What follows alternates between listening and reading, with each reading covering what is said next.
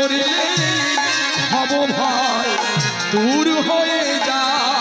গৌর চাঁদে দর্শন করে ভব ভয় দূর হয়ে যায়। আবার কি বললি? হ্যাঁ, ওই বিদ্যুৎ যদি মা কারোর একবার মাথায় পড়ে সে বাঁচবে না মরবে। বিদ্যুৎ যদি একবার মাথায় পড়ে, বজ্রপাত যদি হয়, সে তো বেঁচে যাবে, বেঁচে যাবে, মরে যাবে। তাই গৌর হরি বল। এই কাঞ্চনা আর আমার গৌর রূপে, গৌর রূপে যদি একজন নয়ন দেয়, গৌর যদি কাউকে স্পর্শ করে, সে মারা গেলেও বেঁচে থাকে, মারা গেলেও বেঁচে থাকে।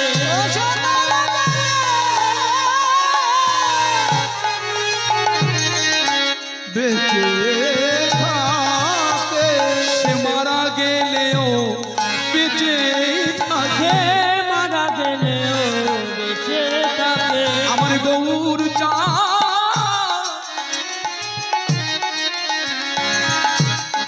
এই কাঙালের ঠাকুর যদি একবার কোন ভক্তের স্পর্শ করে, সে যে মারা গেলেও বেঁচে থাকে, সে যে মারা গেলেও বেঁচে থাকে।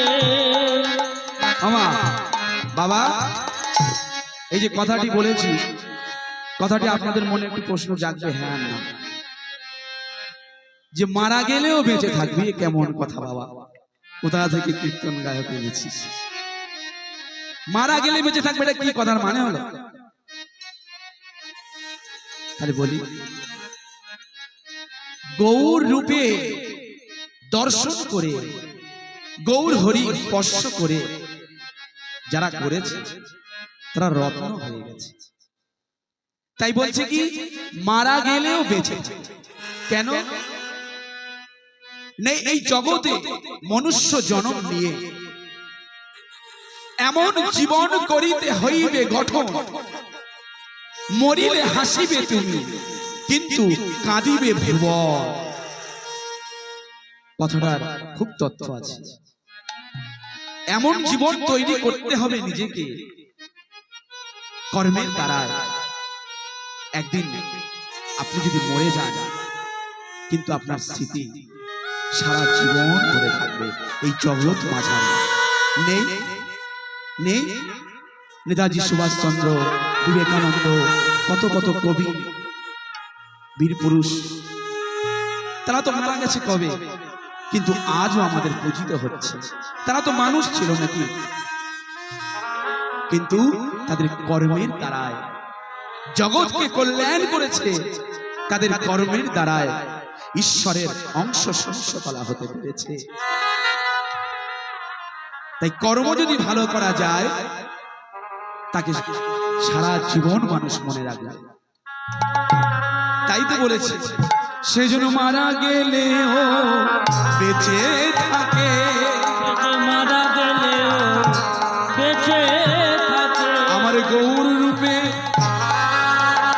আমার গৌর রূপে দর্শন করে মারা গেলেও বেঁচে থাকে, আমার গৌর রূপে